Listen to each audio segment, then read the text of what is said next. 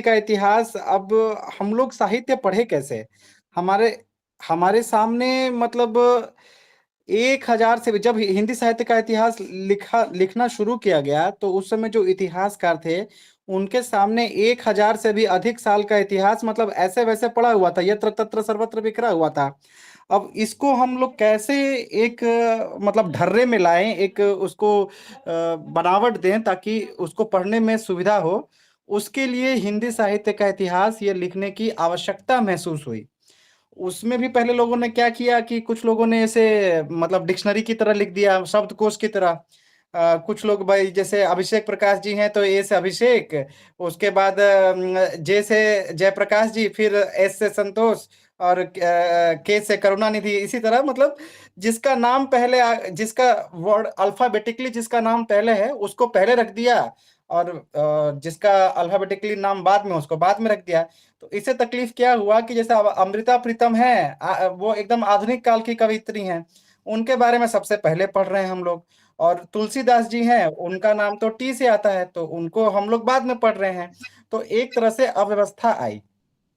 तो इसमें हम लोग सबसे पहले जो हमारा यह सेशन है, मतलब सेक्शन है, सॉरी, ये जो सेक्शन है उसमें सबसे पहले हम लोग को हिंदी साहित्य का इतिहास लेखन की परंपरा क्या है, उसके बाद प्रमुख इतिहासकार और उनके प्रमुख ग्रंथ क्या हैं, पहली इकाई। दूसरी इकाई में है कि हिंदी साहित्य के इतिहास का काल विभाजन और नामकरण, उसका आधार क्या है और क्या क्या काल विभाजन और नामकरण हुआ। तीसरा इकाई जो है वह है हिंदी साहित्य का आदिकाल, जिसमें हम लोग वीर गाथा काल के बारे में पढ़ेंगे। और मुझे आदिकालीन आवाज नहीं आ साहित्य। रही है। मेरी आवाज नहीं आ रही है? कब से मैं बोलते जा रहा हूँ। नहीं नहीं, मैं तो झा जी, लगातार सुन रहा हूँ बंधु। संतोष जी आपको आ रही है? हाँ, जी हाँ, बिल्कुल। ओ, तो अभिषेक को नहीं आ रही है। तो ठीक है।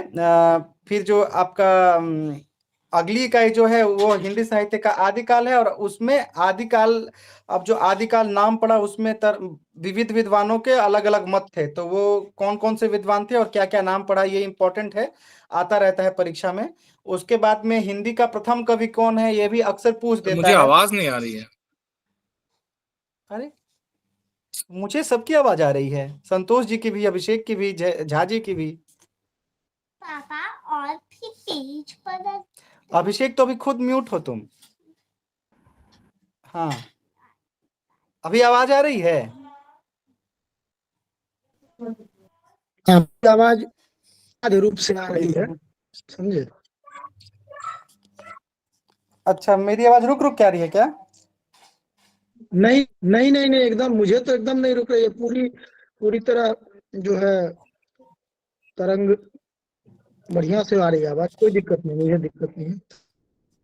कुछ हो अभी नहीं, गया? मेरे यहाँ कोई आवाज देख टेक्निकल लीजिए। इशू लग रहा है। अब मेरे पास कुछ टेक्निकल अभी हाँ अभी आ हाँ रही है, अभी आ हाँ रही है। अच्छा, ठीक है। हाँ, अब ठीक। ठीक है, तो शुरू से शुरू करें कि फिर जहां तक चढ़ गया उसके बाद फिर अच्छा आ ही जाएगा, जो छूट गया है वो फिर आप अभिषेक कंटिन्यू रखिए, आप हाँ, जारी फिर हम रखिए। लोग आदिकालीन साहित्य के बारे में पढ़ेंगे कि उसमें सिद्ध साहित्य, नाथ साहित्य, जैन साहित्य है, रासो साहित्य है और कुछ लौकिक साहित्य है। तो आज हम जो नोट बनाए हैं उसमें हम सिद्ध, नाथ और जैन साहित्य तक पहुंच गए हैं।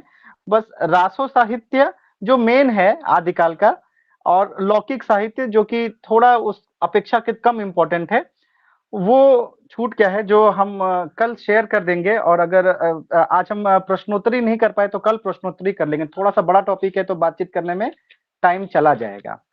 तो हम लोग सबसे पहले आते हैं, जो बात था हिंदी साहित्य का इतिहास। तो मैं जैसा कि बता रहा था आप लोग को कि जब हिंदी साहित्य के इतिहासकार, जब इन्होंने सोचा कि भाई चलो साहित्य का इतिहास, साहित्य को पढ़ने के लिए उसका इतिहास जानना जरूरी है, तो उसको हम लोग कैसे लिखें, क्योंकि हमारे सामने 1000 से भी अधिक वर्षों का इतिहास पड़ा हुआ था। तो उसको एक व्यवस्था में लाने के लिए साहित्य का इतिहास लेखन शुरू हुआ। तो साहित्य का इतिहास जो लेखन होता है उसकी कुछ पद्धतियां होती हैं। उसमें से 4 पद्धतियां प्रमुख मानी गई है, जो कि है वर्णानुक्रम पद्धति, कालानुक्रम पद्धति, वैज्ञानिक पद्धति और विधेयवादी पद्धति। सबसे पहले हम लोग आते हैं वर्णानुक्रम पद्धति। तो जैसे कि नाम से ही वर्ण अनुक्रम अल्फाबेटिकली, जैसे मैं बोल रहा था कि इसमें क्या किया गया, जब इतिहासकारों ने इतिहास लिखा तो जिसका नाम जैसा था अल्फाबेटिकल ऑर्डर में उसके हिसाब से उनका परिचय दे दिया और उनका साहित्यिक कृतित्व के बारे में बताया। तो इसमें यही तकलीफ आई कि सबसे पहले अमृता प्रीतम के बारे में पढ़ेंगे आप, उसके बाद कबीर के बारे में, उसके बाद चिंतामणि के बारे में, फिर तुलसीदास, फिर दादू, नहीं दादू पहले आ जाएंगे, ए के बाद डी है, तो उसके बाद मीरा इत्यादि। तो इससे ऐतिहासिकता की दृष्टि से यह जो काल विभाजन है असंगत हो जाता है। ये काल विभाजन किया था, ऐसा काल विभाजन गारसा दतासी जिन्होंने इस्तवार दलाल लिटरेचर हिंदुस्तानी लिखा था, और शिव सिंह सेंगर जी ने ऐसा किया था, जो अल्फाबेटिकली वाला या वर्णानुक्रम पद्धति का इस्तेमाल किया था। दूसरी पद्धति थी कालानुक्रमी पद्धति। इसमें क्या किया था कि उन्होंने ऐतिहासिक काल क्रम के अनुसार, तिथि क्रम के अनुसार उन्होंने कवियों का वर्णन किया। लेकिन ये जो साहित्य का इतिहास लिखा वो ऐसा लगा जैसे उन लोग का कवियों का जीवनी है, रचनाकारों की जीवनी है, या कविवृत्त संग्रह बोल सकते हैं। तो इसे भी वैसी मान्यता नहीं मिली। ऐसा करने वाले जो इतिहासकार थे वो थे जॉर्ज गियर्सन जी, जो the modern vernacular literature of Hindustan लिखे, मौलवी करीमुद्दीन जी जिन्होंने तज़किरा ई सुवर्रा ई हिंदी, जिसको तबाक सुवर्रा भी कहते हैं, हम तो बोलते हैं तबाक ते सुवर्रा तबाक सुवर्रा। तो और तीसरे हैं मिश्र बंधु, जिन्होंने मिश्र बंधु विनोद में ये लगभग 5000 कवियों के मतलब नाम के आधार पे उनका जीवन वृत्त दिया। मिश्र बंधु 3 है, ये क्वेश्चन पूछता रहता है, 4 नाम दे देता है, बोलता है इसमें से मिश्र बंधु कौन नहीं है। ऐसे आपको नाम दे देगा श्याम बिहारी, कृष्ण बिहारी, सुखदेव बिहारी, गणेश बिहारी। बोलिए इसमें से कौन मिश्र बंधु नहीं है, तो इसमें कृष्ण बिहारी नहीं है। श्याम बिहारी, सुखदेव बिहारी और गणेश बिहारी ये मिश्र बंधु हैं। तो ये प्रश्न पूछता है। तीसरी पद्धति आती है वैज्ञानिक पद्धति। इसमें क्या होता है कि अभी बहुत लोग ना, जैसे कुछ लोग तुलसीदास को मानते हैं, कुछ लोग सूरदास को, कुछ लोग केशवदास को, तो अपने अपने कवियों का कवि कीर्तन करने लगते थे। लेकिन वैज्ञानिक पद्धति में क्या होता है कि तटस्थ रहकर तथ्यों का संकलन किया जाता है, फिर तथ्यों को, जो भी फैक्ट्स मिलते हैं उसको क्रमबद्ध और व्यवस्थित करके प्रस्तुत किया जाता है। लेकिन इसमें सिर्फ काल विभाजन कर दिया जाता है, उसका व्याख्या नहीं किया जाता है कि कैसे ये है, क्या कारण है कि इसका नामकरण हमने ये किया, क्या कारण है कि इसको हमने इस काल में रखा, कौन सी प्रवृत्ति विशेष थी जिसके कारण इसका नामकरण ऐसा किया गया। तो व्याख्या एवं विश्लेषण नहीं रहता है, इसलिए वैज्ञानिक पद्धति को भी वैसी स्वीकृति नहीं मिलती। फिर उसके बाद चौथी जो पद्धति है वह आती है विधेयवादी पद्धति। विधेयवादी पद्धति सबसे अधिक स्वीकार्य पद्धति है और सबसे पहले आचार्य रामचंद्र शुक्ल जी ने इसका प्रयोग किया। तो ये जो विधेयवादी पद्धति है, इसका सिद्धांत प्रतिपादित करने वाले फ्रेंच विद्वान ही थे जिनका नाम टेन है। तो इसको याद रखिएगा, टेन ने विधेयवादी पद्धति का जो सिद्धांत है उसका प्रतिपादन किया। विधेयवादी पद्धति में 3 आधार सूत्र होते हैं। एक तो होता है जाति, दूसरा होता है वातावरण, तीसरा होता है क्षण।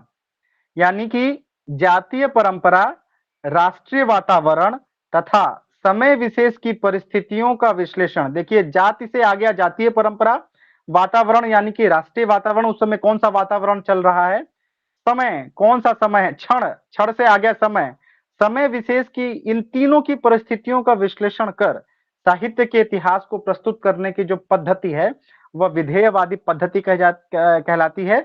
और इस पद्धति को बड़ा ही बहुत अच्छे तरीके से, मतलब खुले दिल से जो साहित्य के इतिहासकार थे या साहित्य के जो भी साहित्य मीमांसु थे उन्होंने इसको स्वीकार किया।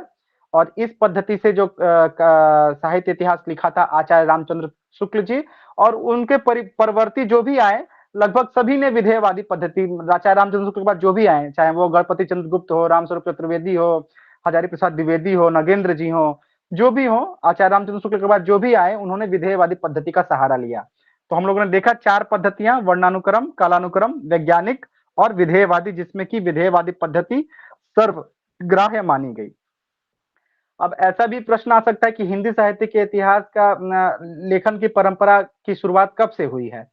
तो इसका सूत्रपात मूल रूप से 19वीं शताब्दी से माना जाता है। जबकि इसका प्रयास भक्ति काल में ही हो गया था, जब गोस्वामी गोकुलनाथ जी ने 84 वैष्णवन की वार्ता और 252 वैष्णवन की वार्ता लिखी थी। इसमें उन्होंने 84 वैष्णवन की वार्ता में 84 कवियों और 252 वैष्णवन की वार्ता में 252 कवियों का जीवन वृत्त प्रस्तुत किया था। और भक्ति काल में ही एक नाभादास जी थे जिन्होंने भक्तमाल, उसमें उन्होंने अपने समय तक के सभी कवियों और कवयित्रियों का जीवन वृत्त प्रस्तुत किया था। उनके मतलब काव्य के नमूने भी, मतलब कुछ कुछ जो उनकी प्रसिद्ध पंक्तियां थी वो भी रखा था। लेकिन ये सब कवियों का विवरण मात्र था, इसलिए इसको इतिहास की संज्ञा नहीं दी गई। मतलब कि 84 वैष्णव की वार्ता, 252 वैष्णव की वार्ता और नाभादास की भक्तमाल को इतिहास की संज्ञा नहीं दी गई। और पहला इतिहास व्यवस्थित तरीके से तो जॉर्ज ग्रियर्सन का ही माना जाता है, लेकिन जो नींव डाला वो गाथा दत्तासी ने डाला। अब हम लोग आते हैं हिंदी साहित्य इतिहास के लेखन की परंपरा में। तो हिंदी साहित्य के इतिहास की लेखन की परंपरा को हम देखेंगे तो उसमें लगभग 9 प्रमुख विद्वान हैं, जिसमें पहले हैं गाथा दत्तासी। ये फ्रेंच विद्वान हैं गाथा दत्तासी, और इन्होंने लिखा था इस्तवार दला लिटरेच्यूर एंडुई ए एंदुस्तानी। पहले 1 नंबर का प्रश्न आता था कि इसका नाम सही से लिखो और 1 नंबर पाओ, और कहीं भी एंदुई ए एंदुस्तानी की जगह एंदुई ए एंदुस्तानी लिख दिया तो नंबर काट दिया जाता था। तो बस अभी ये नाम ही इंपॉर्टेंट है, ये नाम याद रखना है कि ये नाम देखते ही गाथा दत्तासी पर टिक लगाना है। तो ये 2 भागों में प्रकाशित हुई थी। प्रथम भाग जो है 1839 ईस्वी में प्रकाशित हुआ और द्वितीय भाग 1847 ईस्वी में। इसमें 738 कवियों का विवरण अल्फाबेटिकल ऑर्डर यानी कि वर्णानुक्रम के अनुसार दिया गया है। लेकिन ये 738 कवि जो हैं, इसमें से सिर्फ 72 कवि हिंदी से संबंधित है, बाकी सब उर्दू के हैं। तो इसलिए इसे दोषपूर्ण माना जाता है हिंदी साहित्य के इतिहास की दृष्टि से। फिर आए मौलवी करीमुद्दीन जी। इन्होंने लिखा तजकिरा ई सुवर्रा ई हिंदी, जिसको तबाक सुवर्रा भी कहा जाता है। ये लिखा गया 1848 ईस्वी में और ये प्रकाशित हुआ दिल्ली कॉलेज से 1848 ईस्वी में। और इसमें हिंदी उर्दू के 1004 कवियों का वर्णन है, लेकिन इसमें भी इसका भी दोष क्या है कि इसमें सिर्फ 62 कवि ही हिंदी के हैं। मौलवी करीमुद्दीन का जो तज़किरा ई सुवरा ई हिंदी है, तो इसे भी दोषपूर्ण कहा गया। इसमें कालक्रम का ध्यान तो रखा गया है, मतलब कि इसमें जो वर्णानुक्रम के हिसाब से नहीं है, कालक्रम के हिसाब से है। गाथा दत्तासी और मौलवी करीमुद्दीन में यही अंतर है कि गाथा दत्तासी में वर्णानुक्रम के हिसाब से है और मौलवी करीमुद्दीन में कालक्रम के हिसाब से है, परंतु नामकरण नहीं किया गया है काल विशेष का, कि जैसे कि अब काल तो बांट दिया गया कि 1050 से 1375 में जो जो कवि आए उसका नाम दे दिया गया, लेकिन वो आदि काल के हैं कि भक्ति काल के हैं कि किस काल के हैं यह पता नहीं है, तो इसलिए इसको भी दोषपूर्ण माना गया है। उसके बाद तीसरे आए महेश दत्त शुक्ल जी। इसमें ज्यादा याद नहीं रखना है, बस इनकी रचना का नाम याद रखना है, भाषा काव्य संग्रह, जो कि 1873 ईस्वी में नवल किशोर प्रेस लखनऊ से प्रकाशित हुई। अभिषेक जी थोड़ा आगे बढ़ा दीजिए, अभी गाथा दत्तासी पे ही हम लोग अभी महेश दत्त शुक्ल पे आ चुके हैं। तो महेश दत्त शुक्ल में हमको इतना ही याद रखना है कि भाषा काव्य संग्रह इनकी रचना का नाम है, जो कि 1873 ईस्वी में प्रकाशित हुई और इसे हिंदी भाषा में लिखा। अच्छा, जो गाथा दत्तासी ने फ्रेंच में लिखा था और इन्होंने मौलवी करीमुद्दीन ने उर्दू में लिखा था। महेश दत्त शुक्ल थे पहले जिन्होंने हिंदी भाषा में हिंदी साहित्य का इतिहास लिखा था। यह नाम बहुत कम सुना जाता है, इसलिए इसको याद रखिएगा। और इनकी रचना का नाम है भाषा काव्य संग्रह, 1873 ईस्वी में लखनऊ से प्रकाशित हुआ था। उसके बाद हिंदी भाषा में जो क्रांतिकारी परिवर्तन लाया गया, मतलब जो क्रांतिकारी कदम उठाया गया, वह था शिव सिंह सरोज, शिव सिंह सेंगर जी के द्वारा 1883 ईस्वी में नवल किशोर प्रेस लखनऊ से प्रकाशित, सेम प्रेस से लखनऊ से प्रकाशित हुआ। प्रतिभा इसको ले जाओ, ये परेशान कर रहा मुझे। तो इसमें दोष ये क्या है कि इसकी विश्वसनीयता पर संदेह है, क्योंकि इसमें मान लीजिए तुलसीदास और सूरदास के बारे में कुछ लिखा गया है तो प्रामाणिक हिसाब से नहीं लिखा हुआ है, जो जनश्रुतियां हैं या किंवदंतियां हैं उसके आधार पर विवरण दिया गया है, इसलिए इसकी प्रामाणिकता में थोड़ा संदेह है। अच्छा, इसमें इस ग्रंथ के पूर्वार्ध में 1838 कवियों की रचना और उसका उदाहरण है, और उत्तरार्ध में 1003 कवियों का जीवन परिचय अंग्रेजी वर्णक्रम के अनुसार अल्फाबेटिकल ऑर्डर के हिसाब से उनके कविता के साथ उद्धृत किया गया है। अच्छा, यह इम्पोर्टेंट है कि यह ग्रंथ कालिदास हजारा पर आधारित है, जिसे महाकवि कालिदास ने लिखा था संस्कृत में, उसके ऊपर आधारित माना जाता है। लेकिन इसको हिंदी साहित्य के इतिहास का प्रस्थान बिंदु कहा गया है। प्रस्थान बिंदु मतलब कि यहाँ से मान लीजिए एकदम एक व्यवस्थित तरीके की शुरुआत हो गई है। उसके बाद आते हैं सर जॉर्ज ग्रियर्सन। इनको कहा जाता है कि जो पहला हिंदी साहित्य का इतिहास। शिव सिंह सिंगर से आगे बढ़ जाइए अभिषेक जी, जॉर्ज ग्रियर्सन पे आ जाइए। इसके बाद जॉर्ज ग्रियर्सन को बोला जाता है कि इन्होंने पहला हिंदी साहित्य का इतिहास लिखा है। तो इनकी रचना का नाम था the modern vernacular literature of Hindustan. यह भी एक बहुत ही इंपॉर्टेंट प्रश्न है। यह रचना का नाम दे देगा और रचनाकार का नाम पूछेगा। इसका प्रकाशन काल है 1888 ईस्वी और ये एशियाटिक सोसाइटी ऑफ बंगाल की पत्रिका के विशेषांक के रूप में प्रकाशित हुआ था। जो भी मुझे इंपॉर्टेंट लगता है उसे मैं काले इंक से लिख देता हूँ ताकि वो दिखाई दे। तो ये पूरा ये जो एक दो लाइन है पूरा इंपॉर्टेंट है। एक तो the modern vernacular literature of Hindustan 1888 ईस्वी में, दूसरा ये एशियाटिक सोसाइटी ऑफ बंगाल की पत्रिका के विशेषांक के रूप में प्रकाशित हुआ था। कई विद्वानों ने इसे हिंदी साहित्य का पहला इतिहास ग्रंथ माना है, इसीलिए इसकी महत्ता है। और इसमें रचनाकारों को कालक्रमानुसार वर्गीकृत किया गया और उन कालों का नाम भी दिया गया।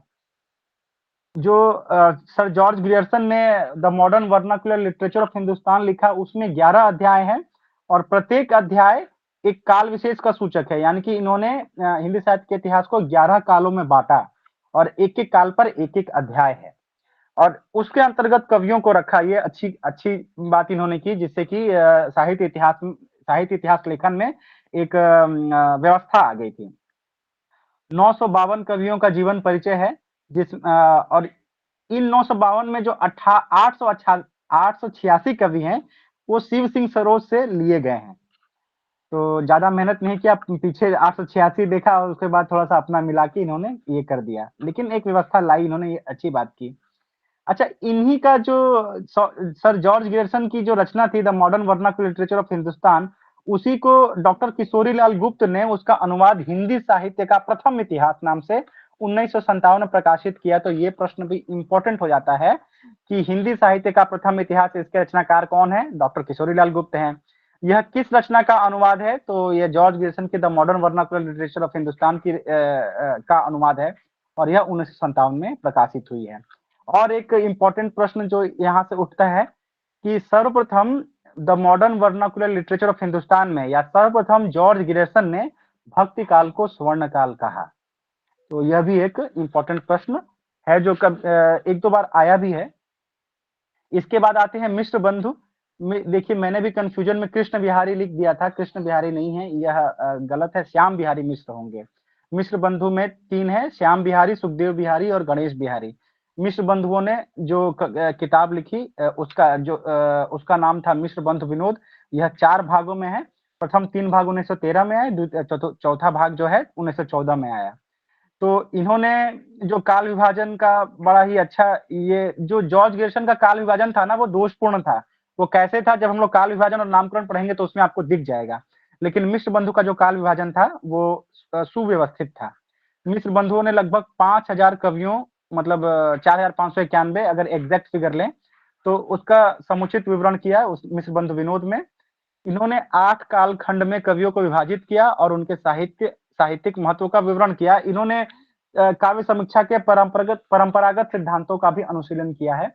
इसके बाद आते हैं आचार्य रामचंद्र शुक्ल जी, जो कि हिंदी साहित्य के इतिहास के पुरोधा माने जाते हैं। मतलब इनसे आगे बढ़कर कोई नहीं, इन्होंने जो कह दिया वो पत्थर की लकीर, इस तरह से माना जाता है साहित्य इतिहास के क्षेत्र में और आलोचना के क्षेत्र में भी। तो आचार्य रामचंद्र शुक्ल द्वारा जो रचित हिंदी साहित्य का इतिहास ग्रंथ है उसका नाम ही है हिंदी साहित्य का इतिहास, जो कि 1929 ईस्वी में हुआ। कहाँ से प्रकाशित हुआ? नागरी प्रचारणी सभा से प्रकाशित हिंदी शब्द सागर की भूमिका नाम से लिखा गया। तो नागरी प्रचारणी सभा से हिंदी शब्द सागर है, उसकी भूमिका हिंदी साहित्य का विकास, इस नाम से उसकी हिंदी शब्द सागर की भूमिका हिंदी साहित्य का विकास नाम से लिखी गई बाद में उसे ही एक किताब का रूप दिया गया जिसका नाम पड़ा हिंदी साहित्य का इतिहास। तो ये जो शुरुआती 2-3 पंक्तियां हैं इसको अच्छे से ध्यान में रखिएगा। उसके बाद तो जैसा हमने विधेयवादी पद्धति में पढ़ा, इन्होंने क्या किया है, युगीन परिस्थितियों यानी कि क्षण के संदर्भ में साहित्यिक प्रवृत्तियों के विकास की बात की है। प्रत्येक कवि की रचना का प्रत्येक कवि की रचना के साहित्यिक वैशिष्ट्य पर आलोचनात्मक मत दिया है। कवि कीर्तन इनका ध्येय नहीं था। इन्होंने बोला है कि बहुत लोग अपने प्रिय कवि का गुणगान करने में लगे रहते थे, तो इनके भी यद्यपि तुलसीदास इनके प्रिय कवि हैं, परंतु उनकी भी इन्होंने कहीं-कहीं आलोचना की है, कवि कीर्तन नहीं किया है और आलोचनात्मक मत रखा है अपना। जो इम्पोर्टेंट चीज ये है, जो प्रश्न पूछा जाता है कि अपभ्रंश साहित्य को इन्होंने हिंदी से अलग मानते हुए उसे पूर्व पीठिका के रूप में प्रस्तुत किया। मतलब हिंदी साहित्य का जो इन्होंने हिंदी साहित्य का इतिहास लिखा, उसमें अपभ्रंश साहित्य को हिंदी साहित्य से अलग रखा और उसे पूर्व पीठिका के रूप में, पढ़ने से पहले इसे देख लीजिए। मतलब हिंदी साहित्य के पहले अपभ्रंश एक भाषा है, उसमें ऐसा साहित्य मतलब रचा गया, ऐसा करके उन्होंने पूर्व पीठिका के रूप में अपभ्रंश साहित्य को प्रस्तुत किया। और जो सिद्ध और नाथ साहित्य है, जिसे हम हिंदी साहित्य के इतिहास के ग्रंथ में पढ़ेंगे अभी, उसको सांप्रदायिक मान के साहित्य क्षेत्र से ही बाहर कर दिया। और इन्होंने लिखा, जैसा कहते हैं कि प्रत्येक साहित्य का इतिहास वहाँ की जनता की चित्त वृत्तियों का संचित प्रतिबिंब होता है। ये इनका बहुत ही प्रसिद्ध कथन है। तो उन्होंने जनता की चित्त वृत्ति को, जनता की कैसी चित्त वृत्ति है, उसी को काल विभाजन का आधार माना।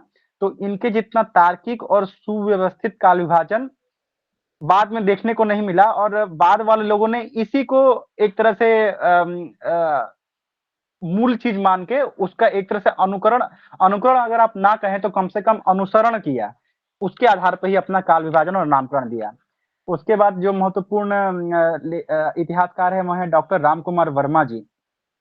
उन्होंने हिंदी साहित्य का इतिहास जब लिखना शुरू किया तो उन्होंने सोचा कि मैं इसे 2 भाग में लिखूंगा और प्रथम भाग सन 1938 ईस्वी में प्रकाशित भी हुआ, जिसका नाम है हिंदी साहित्य का आलोचनात्मक इतिहास।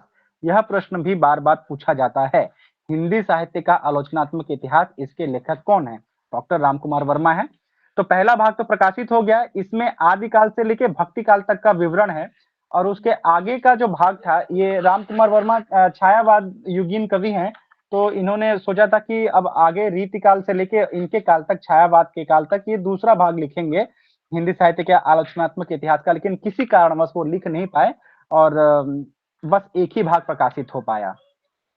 तो इन्होंने जो महत्वपूर्ण बात है इनके साहित्य के इतिहास में कि इन्होंने वीर गाथा काल को चारण काल कहा और इसके पहले के साहित्य को, यानी कि अपभ्रंश वाला जो साहित्य है, उसको संधि काल कहा।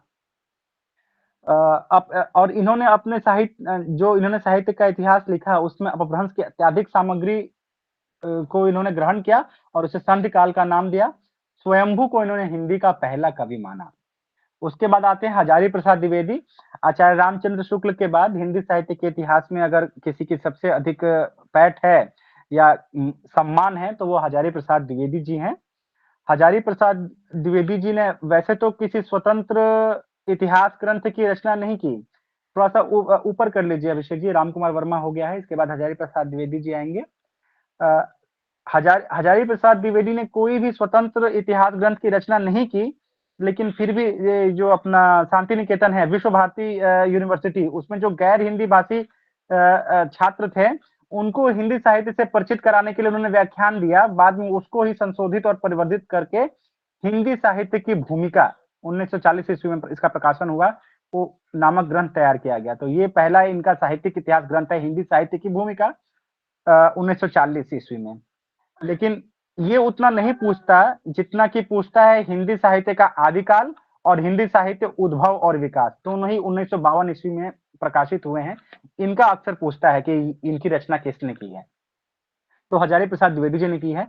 तो हजारी प्रसाद द्विवेदी जी के साहित्य इतिहास में क्या खूबी है? 2-3 चीजें।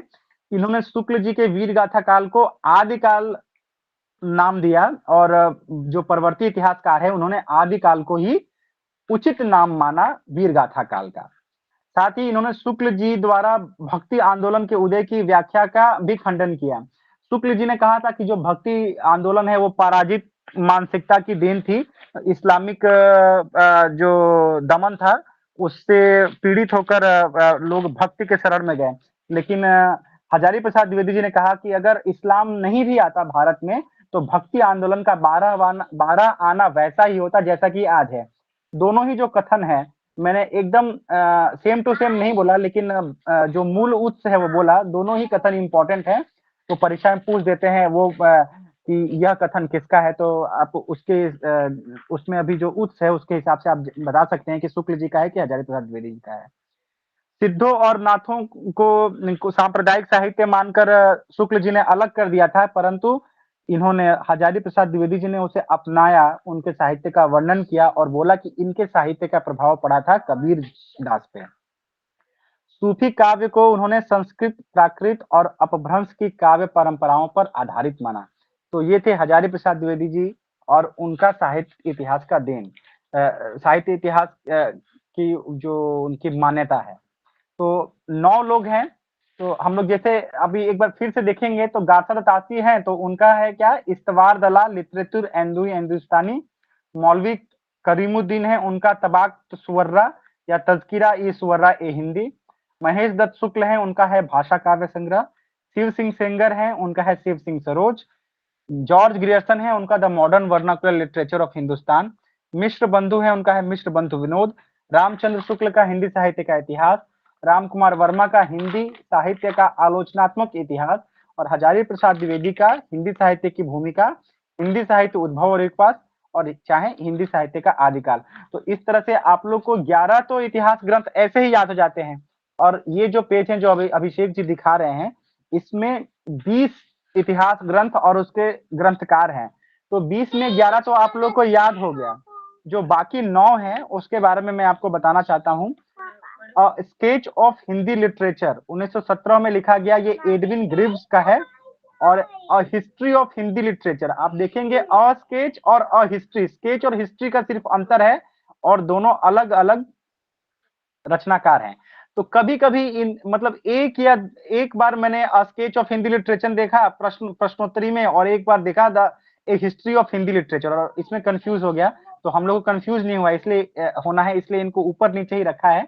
इसको ध्यान से पढ़िएगा। Sketch of Hindi literature Edwin Greaves, history of Hindi literature father F E Keay. कहीं कहीं फादर एफी के है, तो के हो या के ही हो वही है। उसके बाद से हिंदी भाषा का विकास, श्याम सुंदर दास जी उन्होंने लिखा है। कविता कौमुदी राम नरेश त्रिपाठी जी ने लिखा है।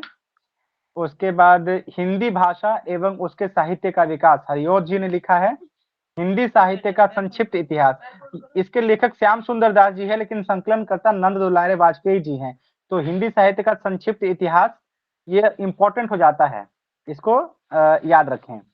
हिंदी साहित्य का आलोचनात्मक इतिहास हम लोग पढ़ चुके हैं। हिंदी साहित्य का वैज्ञानिक इतिहास लिखा है डॉक्टर गणपति चंद्र गुप्त जी ने, यह भी इंपॉर्टेंट है। और हिंदी साहित्य 18 नंबर पे देखिएगा, हिंदी साहित्य और संवेदना का विकास रामस्वरूप चतुर्वेदी, यह भी एक बार पूछा गया था। इसके बाद हिंदी साहित्य का दूसरा इतिहास 1996 में था, ये बच्चन सिंह जी का, यह भी एक बार पूछा गया था। तो इन 20 में 11 आप लोगों ने पढ़ लिया, 2 13 हो गया, ये स्केच ऑफ हिस्ट्री और हिस्ट्री ऑफ हिंदी लिटरेचर 13 हो गया। और वैज्ञानिक इतिहास गणपति चंद्रगुप्त 14, और हिंदी साहित्य और संवेदना का विकास रामस्वरूप चतुर्वेदी 15, और हिंदी साहित्य का दूसरा इतिहास बच्चन सिंह 16। ये 16 बहुत इंपॉर्टेंट है, आप लोग इसको याद कर लीजिए, बहुत मुश्किल नहीं है, याद हो जाएगा।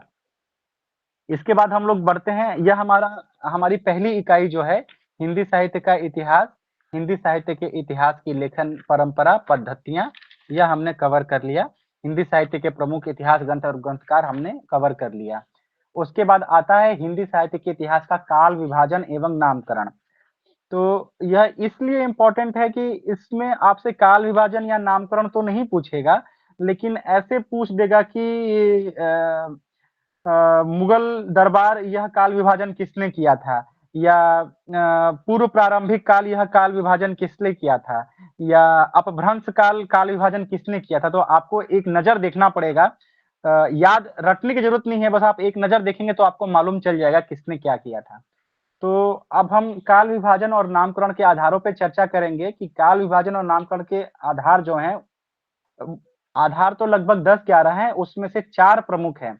एक है प्रवृत्ति का आधार, दूसरा विकासवाद, तीसरा सामाजिक सांस्कृतिक घटनाओं को आधार बनाकर जो काल विभाजन नामकरण किया जाता है, और उस युग का कोई कवि है या रचनाकार है जो कि इतना अधिक महान है कि पूरा युग ही उससे प्रभावित हो जाता है, तो उसके नाम पे उस युग का नाम रख दिया जाता है। तो आप देख सकते हैं प्रवृत्ति के आधार पे संत कवि थे, प्रवृत्ति संत काव्य की थी। उसी तरह सूफी कवि आए, सूफी काव्य। भक्ति काल में भक्ति संबंधी रचनाएं लिखी गई, तो ये प्रवृत्ति के आधार पर नामकरण हुआ है। रीतिकाल, छायावाद, प्रगतिवाद, प्रयोगवाद, यह सब प्रवृत्ति के हिसाब से नामकरण हुआ है। दूसरा विकास के हिसाब से, मतलब पहले आदिकाल था, फिर विकास हुआ तो मध्यकाल हुआ, फिर उसका विकास हुआ तो आधुनिक काल हुआ।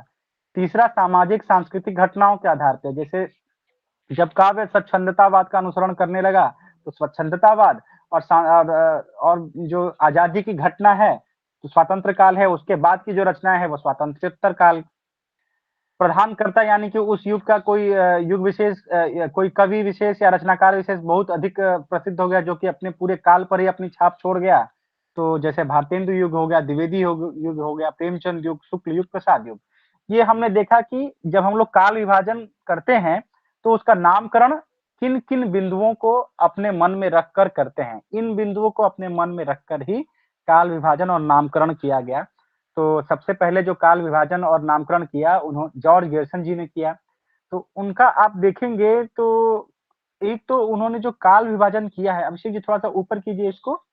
जॉर्ज गेरसन जी ने जो काल विभाजन किया है उसमें आप देखेंगे कि कहीं उन्होंने दिया है समय, जैसे चारण काल का समय दिया है इन्होंने 700 से 1300 ईस्वी, और उसके बाद 1300 से लेके 1500 गायब है और सीधे आ जाता है 15वीं सदी का।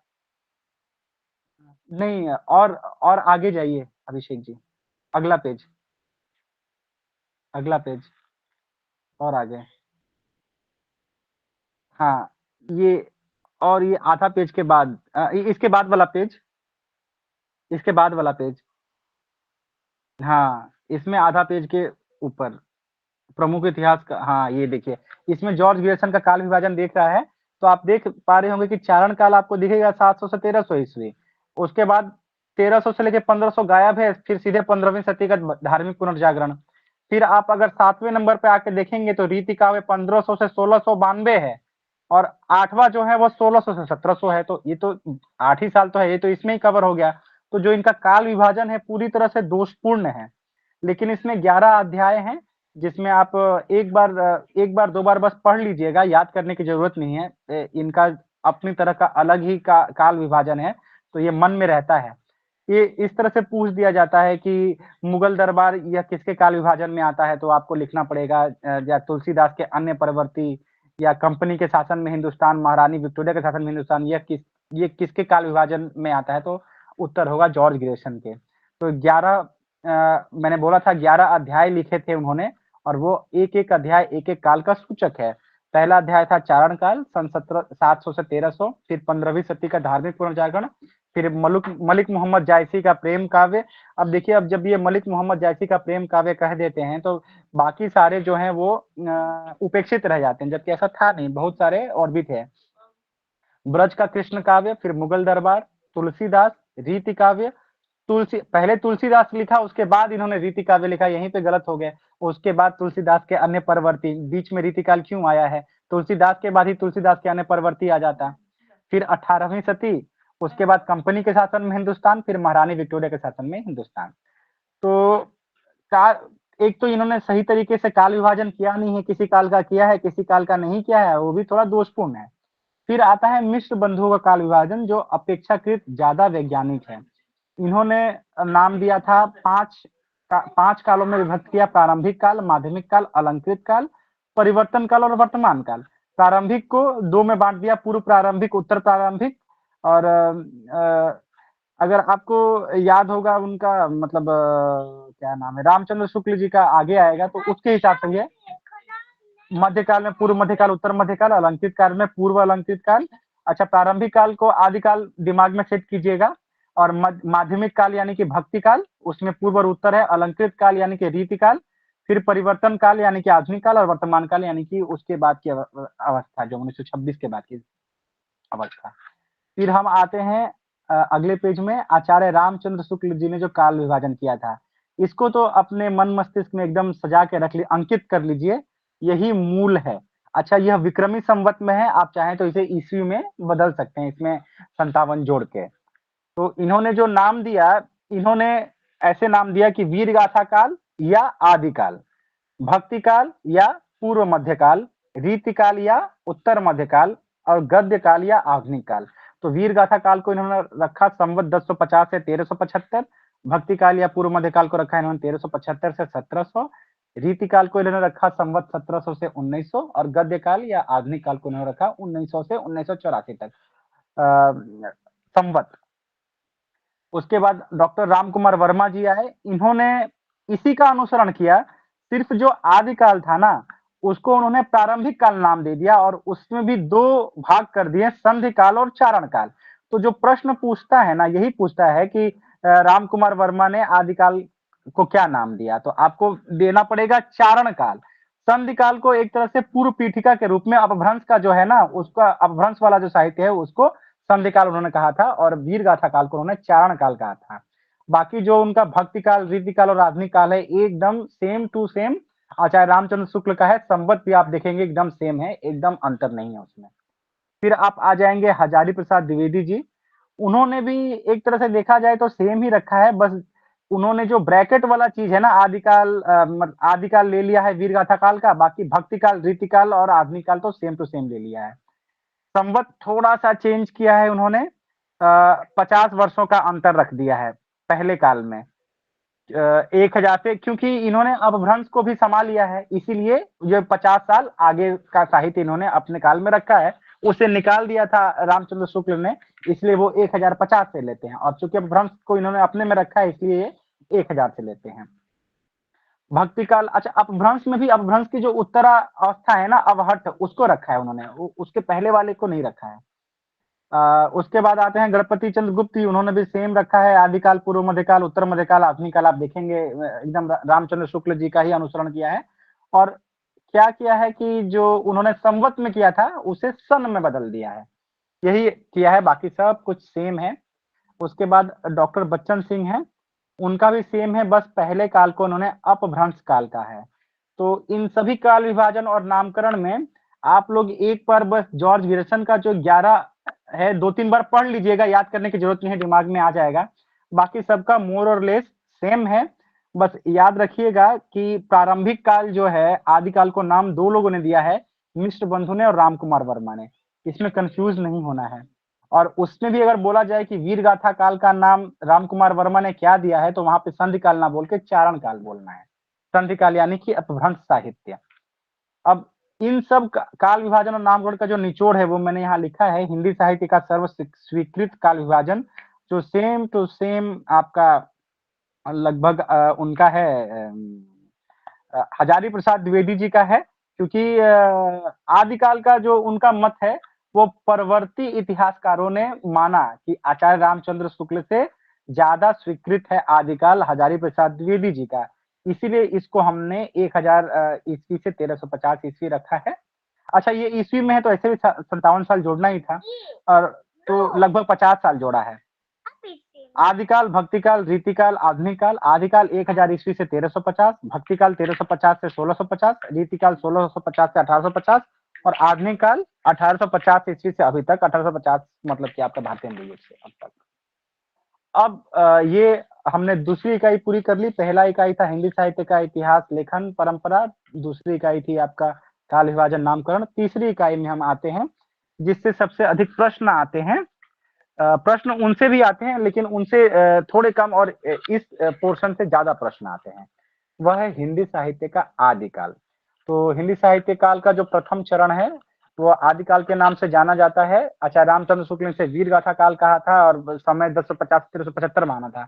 लेकिन जो आदिकाल का नामकरण है इसके ऊपर बहुत अधिक मतलब मतभेद हुए, और कुल 11 नाम इसमें आए, जिसमें कि लगभग 7 से 8 नाम याद करना बहुत जरूरी है। पूछ देता है कि जयकाल किसने कहा था, तो डॉक्टर रमाशंकर शुक्ल रसाल ने कहा था। तो आपको ये टेबल दिख जाएगा जिसमें लिखा हुआ है चारण काल किसने कहा था, तो जॉर्ज ग्रेसन ने कहा था, एफिकेई ने कहा था, और चारण काल और इन्होंने भी, डॉक्टर राम कुमार वर्मा ने भी कहा था चारण काल। इसमें नहीं लिखा है लेकिन पीछे हम लोग पढ़ के आए हैं कि चारण काल डॉक्टर राम कुमार वर्मा ने भी लिखा था। तो इसमें आप लोग अपने नोट्स में उसको लिख लीजिएगा।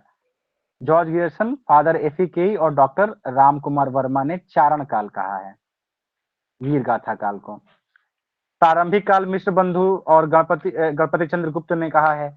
बीज वपन काल कहा है महावीर प्रसाद द्विवेदी ने, क्योंकि इसको ऐसे याद रखिएगा, महावीर प्रसाद द्विवेदी ने कहा था कि साहित्य इतिहास का जो बीज है बोया गया था आदिकाल में, इसलिए उसका नाम रख दिया उन्होंने बीज वपन काल। फिर आचार्य रामचंद्र शुक्ल ने इसे वीर गाथा काल कहा था, क्योंकि सारे वीर गाथात्मक रचनाएं ज्यादातर थी। हजारी प्रसाद द्विवेदी ने इसे आदिकाल कहा था। राहुल सांकृत्यायन ने सिद्ध सामंत युग कहा था, बहुत इंपॉर्टेंट है, ये बार बार पूछता है, सिद्ध सामंत काल, सिद्ध सामंत काल, राहुल सांकृत्यायन। जयकाल एक दो बार पूछा है। संधि काल एवं चारण काल, अच्छा इसलिए रामकुमार वर्मा वहां ने लिखा था। संधि काल एवं चारण काल दोनों कहा था डॉक्टर रामकुमार वर्मा ने। और संक्रमण काल देखिए सबसे लास्ट में है, एक बार यही पूछा था, ये नाम बहुत ही, राम खिलावन पांडे, ये नाम इतना नहीं सुना जाता है साहित्यिक इतिहासकारों में, तो लेकिन एक बार पूछा गया है कि संक्रमण काल किसने कहा था आदिकाल को, राम खिलावन पांडे ने, तो इसे याद रखिए। इसके बाद आदिकाल की जो प्रवृत्तियां हैं ये बहुत अधिक इंपॉर्टेंट नहीं है, क्योंकि बड़े प्रश्न तो पूछे नहीं जाते हैं हिंदी साहित्य के इतिहास में, तो इसे आप लोग पढ़ लीजिएगा। जो आदिकाल की प्रवृत्तियां हैं, 9-10 प्रवृत्तियां हैं, इसे आप लोग नोट्स में पढ़ लीजिएगा, इस पे चर्चा करना उतना इंपॉर्टेंट नहीं है। अब हम लोग आते हैं जो अगले पृष्ठ पे आइए अभिषेक जी, जो बहुत ही इंपॉर्टेंट प्रश्न है, हर साल तो नहीं पूछता है लेकिन 1-2 साल के बाद पूछ ही देता है कि फलाना के हिसाब से कौन है हिंदी का प्रथम कवि। तो वैसे तो अगर ऐसे पूछा जाए कि हिंदी का प्रथम कवि कौन है और किसी के हिसाब से ना पूछा जाए, तब तो उसका उत्तर सरहपा ही होगा। सरहपा, दोहा कोश, यह सर्वस्वीकृत मत है। परंतु अब हिसाब से पूछा जाए कि उनके अनुसार कौन है, तो ये चार्ट आपको याद रखना पड़ेगा कि राहुल सांकृत्यायन जी के हिसाब से सरहपा है, और यही सर्वस्वीकृत मत भी है। जब कोई ऑप्शन ना हो, सीधे पूछा जाए कि कौन है, तो सरहपा लिखिएगा। लेकिन ऐसे पूछा जाए कि शिव सिंह सेंगर के हिसाब से कौन है, तो पुष्य दंत या पुंड है। तो यहाँ पर यह ध्यान रखना है कि यह पुष्य दंत या पुंड पुष्प दंत नहीं है, यह पुष्य दंत या पुंड है, इनकी रचना अनुपलब्ध है। डॉक्टर गणपति चंद्र गुप्त जी के हिसाब से शालिभद्र सूरी जी, जिन्होंने भारतेश्वर बाहुबली रास लिखा था, जैन कवि हैं, इसे गणपति चंद्र गुप्त जी मानते हैं हिंदी का पहला कवि। डॉक्टर राम कुमार वर्मा जी स्वयंभू को मानते हैं, क्योंकि इन्होंने अपभ्रंश साहित्य को रखा था अपने इसमें। स्वयंभू जी ने पौम चरयू की रचना की थी। आचार्य रामचंद्र शुक्ल जी पृथ्वीराज चंद्रवरदाई को पहला कवि मानते हैं। हजारी प्रसाद द्विवेदी जी अब्दुल रहमान, जिन्होंने संदेश रासों की रचना की थी, उसको मानते हैं। डॉक्टर बच्चन सिंह विद्यापति को मानते हैं, और चंद्रधर शर्मा गुलेरी जी मुंज को मानते हैं। यहाँ पे इंपॉर्टेंट है मुंज, क्योंकि यह थोड़ा सा अनकॉमन है, यह नाम आप लोगों ने शायद नहीं सुना होगा, मैंने नहीं सुना था, तो इसको याद रखिएगा। बाकी सब याद रखने लायक है। इसमें जो ज्यादा याद रखना है, सरहपा, स्वयंभू, चंद्रवरदाई। ये प्रश्न पूछता है कि भाई राम कुमार वर्मा किसको मानते हैं, राहुल सांकृत्यायन किसको मानते हैं, रामचंद्र शुक्ल किसको मानते हैं। तो सरहपा, स्वयंभू और चंद्रवरदाई तो याद रखना ही है। बाकी पूरा अगर आप लोग चार्ट याद रख पाए तो बहुत ही अच्छी बात रहेगी। बाकी मिला तो लेंगे ही, थोड़ा सा मिला मिला के हम लोग तो मिला के ही गेस कर लेते हैं। अब हम लोग आते हैं आदिकालीन साहित्य के परिचय पे। तो जो आदिकालीन साहित्य है उसमें सिद्ध साहित्य, नाथ साहित्य, जैन साहित्य, रासो साहित्य और लौकिक साहित्य आता है। आज मैं बस सिद्ध, नाथ और जैन साहित्य तक ही पहुंच पाया हूँ। रासो साहित्य और लौकिक साहित्य कल आधे घंटे 10-15 मिनट में हो जाएगा, उसके बाद हम लोग कुछ प्रश्नोत्तरी कर लेंगे।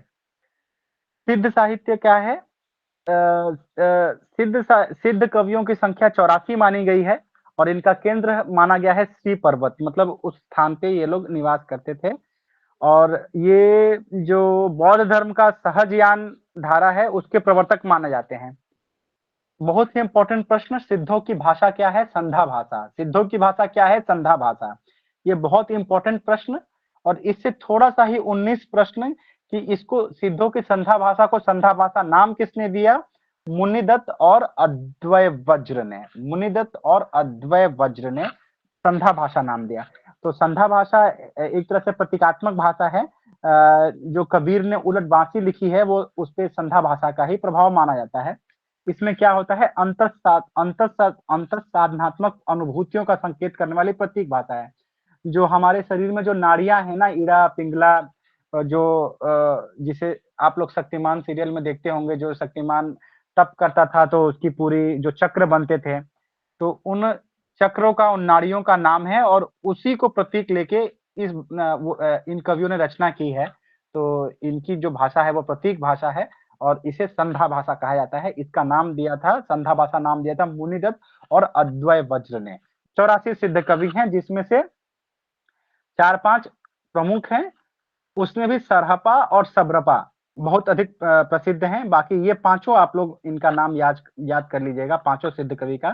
सरहपा को तो पहला हिंदी कवि कहा जाता है। सरहपा की रचना दोहा कोश, और उसके बाद लुइपा है, उनकी लुइपाद गीतिका। फिर सब्रपा आते हैं। सब्रपा भी बहुत इंपॉर्टेंट है।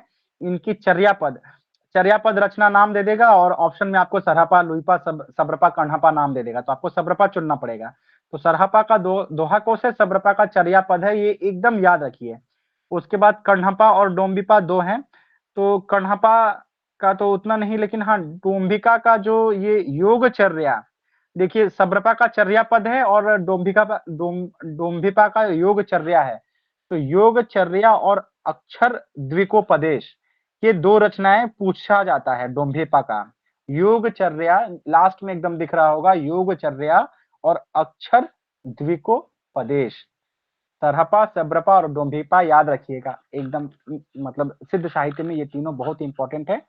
और सरहपा का दोहा कोश इंपॉर्टेंट है, सब्रपा का चर्यापद इंपॉर्टेंट है, डोम्बिपा का योगचर्या और अक्षर द्विकोपदेश इंपॉर्टेंट है। इसके बाद हम लोग आते हैं नाथ साहित्य। अच्छा, सिद्ध साहित्य और नाथ साहित्य को सांप्रदायिक मानकर रामचंद्र शुक्ल ने इसे साहित्य के क्षेत्र से बाहर कर दिया है। जब भी हम लोग सिद्ध साहित्य, नाथ साहित्य पढ़े ना, तो दिमाग में एक बार ये बात पहुंच जानी चाहिए, जिससे कि हमें ये बात एकदम याद हो जाएगी। अब नाथ साहित्य में आते हैं, तो जो सिद्धों की वाम मार्गी भोग प्रधान योग साधना की प्रतिक्रिया के फलस्वरूप नाथ पंथियों की हठ योग साधना प्रारंभ हुई। अब हठ योग का मतलब हठ ही नहीं है, ह का मतलब सूर्य है, ठ का मतलब चंद्रमा है।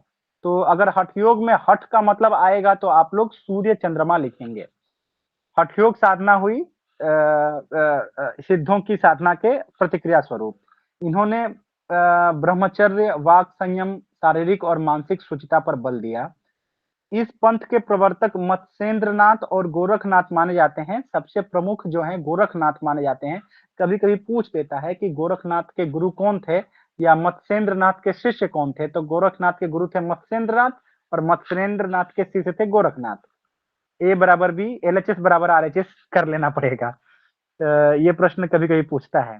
तो नाथ साहित्य में 2 नाम एकदम याद रखना है, मत्स्येंद्रनाथ, गोरखनाथ। मत्स्येंद्रनाथ गुरु थे, गोरखनाथ शिष्य थे, और गुरु गुड़ रह गए, चेला चीनी बन गए, जो कहावत है। गोरखनाथ बहुत अधिक प्रसिद्ध हुए। इस नाथ साहित्य के सबसे प्रसिद्ध कवि हैं गोरखनाथ।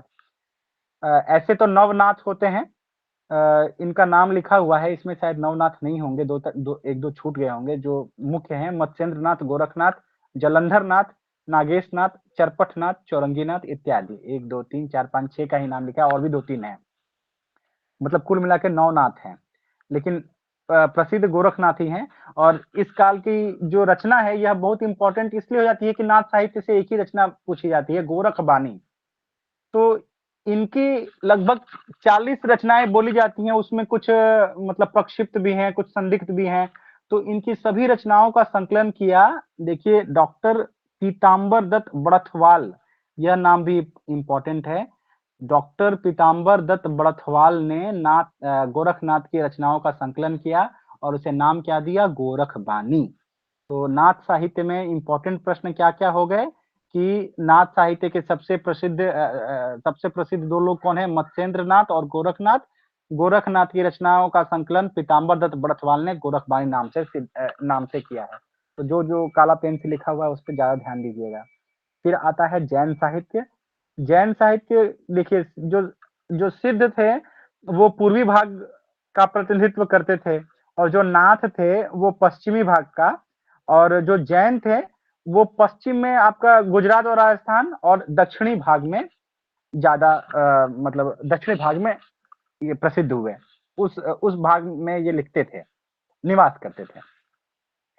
तो जैन साधुओं ने रास को एक प्रभावशाली रचना शैली का रूप दिया। देखिए ये रास है, रासो नहीं है। तो रासो और रास में कंफ्यूजन मत रखिएगा, रासो अलग है, रास अलग है। तो इन्होंने क्या किया, रास मतलब क्या होता है, जैन तीर्थंकरों और भगवान विष्णु के अवतारों की कथाओं का निरूपण किया, और उनकी जो कथा लिखते थे वो लास्ट में रास नाम देते थे। जैसे मान लीजिए रामचरित मानस नाम दिया गया तो वो मानस लास्ट में रख देंगे, तो उसी तरह रास लास्ट में रखते थे। रास लास्ट में रखा है यानी कि आप समझ जाइए कि यह जैन साहित्य है। जैन इसमें सबसे प्रमुख कौन है, देवसेन जी हैं। देवसेन की रचना है श्रावकाचार। कुछ विद्वान श्रावकाचार को हिंदी की पहली रचना भी मानते हैं। उसके बाद शालिभद्र सूरी जी आते हैं, इनकी भरतेश्वर बाहुबली रास है। आसगु जी आते हैं जिनकी चंदनबाला रास है। जिन धर्म सूरी आते हैं जिनकी स्थूलिभद्र रास है। विजय सेन सूरी आते हैं जिनकी रेवंतगिरी रास है, और सुमति गढ़ी आते हैं जिनकी नेमिनाथ रास है। ये 6 की 6 रचनाएं जो है ना, आप लोग एकदम याद कर जाइए, क्योंकि कोई भी एक आ जाएगा। ये सिद्ध साहित्य, नाथ साहित्य, जैन मतलब आदिकालीन साहित्य हम लोग को पढ़ना है ना, तो जो रासो साहित्य है लगभग सबको रट कर रखते हैं। पृथ्वीराज रासो किसने रखा, हमीर रासो किसने लिखा, विजयपाल रासो, विसल देव रासो, सबको याद रहता है। लेकिन ये लोग कंफ्यूज करने के लिए क्या देते हैं, सिद्ध साहित्य से आपको दे देंगे दोहा कोश या चर्यापद, नाथ साहित्य से दे देंगे गोरखवाणी, या जैन साहित्य से ये 6 में से कोई एक दे देंगे। तो आप लोग इसको एकदम अच्छे से याद रखिए। तो ये था आज का मेरा हिंदी साहित्य का आदिकाल का नोट्स। इसमें बच गया सिर्फ रासो साहित्य, जो कि नो डाउट बहुत इंपॉर्टेंट है, और बच गया आपका लौकिक साहित्य। लौकिक साहित्य में मतलब अगर आप, मैं बोलने के लिए बोल सकता हूँ लेकिन नोट्स मैंने नहीं बनाया है। रासो साहित्य के बारे में थोड़ा सा बोल देता हूँ कि मतलब रासो मतलब किसी का चरित ही लिखा गया है, उसको ये लोग रासो नाम देते थे। तो रासो का जो आधिक्य है, इसलिए मतलब आदिकाल में जो रासो ग्रंथों का आधिक्य है, इसलिए रासो साहित्य आया। तो अब ये रासो शब्द कहाँ से आया, इसके लिए भी विद्वानों में एक मत नहीं है। 5-6 विद्वान हैं, जैसे गासद तासी है, इन्होंने कहा राजसूय, जो राजसूय यज्ञ पहले करते थे ना, घोड़ा बांध दिया, अश्वमेध यज्ञ टाइप का, राजसूय यज्ञ टाइप का, तो उस राजसूय से रासो आया है। किसी ने कहा कि रसायन, रामचंद्र शुक्ल जी ने कहा रसायन से रासो आया है। हर प्रसाद शास्त्री ने कहा कि रहस्य से का आया है। राम कुमार वर्मा जी और हजारी प्रसाद द्विवेदी जी ने कहा कि रासक से रासो आया है। महावीर प्रसाद द्विवेदी जी ने कहा रस से आया है। तो नरोत्तम स्वामी जी ने कहा रसिक से आया है। तो इसका चार्ट मैं आप लोग को बना के दे दूंगा। जो प्रमुख ग्रंथ है वो है विसल देव रासो, जो कि नरपति नाल ने लिखा। पृथ्वीराज रासो चंद्रवरदाई जी ने लिखा। हमीर रासो सारंगधर ने लिखा। विजयपाल रासो नल सिंह ने लिखा। खुमान रासो दलपति विजय ने लिखा। परमाल रासो जगनिक ने लिखा। संदेश रासक अब्दुल रहमान या अद्दहमान ने लिखा। तो विशेषता यह है कि ये सब जो सारे हैं, ये नरपति नाल, चंद्रवरदाई, सारंगधर, नल सिंह, ये लोग थे दरबारी कवि या भाट या चारण कवि। इन्होंने अपने जो भी इनके आश्रयदाता थे, जैसे विसल देव सिंह थे, उनका नरपति नाल ने लिख दिया। पृथ्वीराज चौहान थे, उनका चंद्रवरदाई ने लिखा। तो ये प्रमुख रासो ग्रंथ हैं। फिर आ जाता है लौकिक साहित्य। बहुत कम लिखा गया, लेकिन लिखा गया। जो मेन लौकिक साहित्य है वो 3-4 हैं, जिसमें कि भोला मारूरा दुहा है। भोला मारूरा दुहा जो कि कुशल राय या कुशल लाभ ने लिखा, और जयचंद्र प्रकाश है जो कि भट्ट केदार ने लिखा। जमयंक जस चंद्रिका है जो कि मधुकर कवि ने लिखा। उसके अलावा कुछ गद्य ग्रंथ भी लिखे गए, जिसमें कि रोड़ाकृत राउलवेल है। दामोदर शर्मा कृत व्याकरण ग्रंथ है उक्ति व्यक्ति प्रकरण, और ज्योतिरीश्वर ठाकुर कृत वर्ण रत्नाकर है, जिसके बारे में हम लोग पहले भी पढ़ चुके हैं आगे। तो ये थे आरंभिक गद्य ग्रंथ जो कि आदिकाल में लिखे गए। तो आदिकालीन साहित्य यहाँ पे खत्म हो जाता है, लेकिन फिर एक इम्पोर्टेंट चीज रह जाता है अपभ्रंश साहित्य। अब अपभ्रंश साहित्य को तो पूर्व पीठिका के रूप में रामचंद्र शुक्ल जी ने प्रस्तुत कर दिया था, परंतु हजारी प्रसाद द्विवेदी जी ने और ये आपके राम कुमार वर्मा जी ने अपभ्रंश साहित्य को हिंदी साहित्य में स्थान दिया और बाद के लोगों ने इसे माना भी। तो अपभ्रंश साहित्य के कुछ बहुत ही प्रसिद्ध कवि हुए हैं, जैसे कि जोइंदू, स्वयंभू, पुष्पदंत, धनपाल, राम सिंह, हेमचंद्र। इन लोगों की रचनाओं का नाम याद रखना होगा। इन लोगों की रचनाओं का नाम मैं आपको नोट्स में दे दूंगा। जोइंदू ने योगसार और परमात्मा प्रकाश लिखा था। स्वयंभू ने पहले ही हम लोग बात कर चुके हैं, पौं चरयु, रिठनेमि चरयु, नाकुमार चरयु, ये लिखा था। पुष्पदंत जी ने महापुराण लिखा था। धनपाल ने भविष्यत कहा लिखा था। ये बहुत बार पूछा जाता है, भविष्यत कहा किसने लिखा? धनपाल ने लिखा। पाहुड़ दोआ किसने लिखा? राम सिंह ने लिखा, ये भी पूछा जाता है। उपदेश रसायन किसने लिखा? जिनदत्त सूर्य ने लिखा। प्राकृत पैंगलम विद्याधर सारंगधर ने लिखा। शब्दानुशासन या सिद्ध हेम शब्दानुशासन हेमचंद्र जी ने लिखा। कुमारपाल प्रतिबोध सोमप्रभ सूर्य ने लिखा। और इस काल में ही खुसरो जी का भी अवतरण हुआ था। हालांकि जो उनकी हिंदी थी वो एकदम खड़ी बोली हिंदी थी, परंतु इनका अवतरण तो इसी काल में हुआ था। तो अमीर खुसरो जी की खुसरो की पहेलियां, ये भी आपको याद रखना होगा। खालिक बारी भी याद रखना होगा। और बहुत ही इंपॉर्टेंट विद्यापति का शैव सर्वस्व, गंगा वाक्यावली, दुर्गा भक्ति तरंगड़ी, कीर्तिलता और कीर्ति पताका। तो यहाँ पर मेरा आदिकाल खत्म हो गया। इसमें मैंने आप लोगों को रासो साहित्य, लौकिक साहित्य और जो अपभ्रंश की रचनाएं उनके कवियों के साथ इनका नाम नहीं दिया है, क्योंकि मैं कल आप लोगों को दे दूंगा। और कल हम लोग कल वैसे हमारे इसमें नहीं था, क्या बोलते हैं, जो हमारा प्लान है उसमें कल का दिन तो नहीं है, लेकिन कल का दिन खाली दिन है। तो कल हम लोग इस पर चर्चा कर सकते हैं, प्रश्नोत्तरी कर सकते हैं। थोड़ा बड़ा टॉपिक है ना, इसलिए बहुत लंबा आज खींच गया, लगभग 1 घंटा लग गया इस टॉपिक के बारे में ही बताने में। तो प्रश्नोत्तरी हम लोग कर नहीं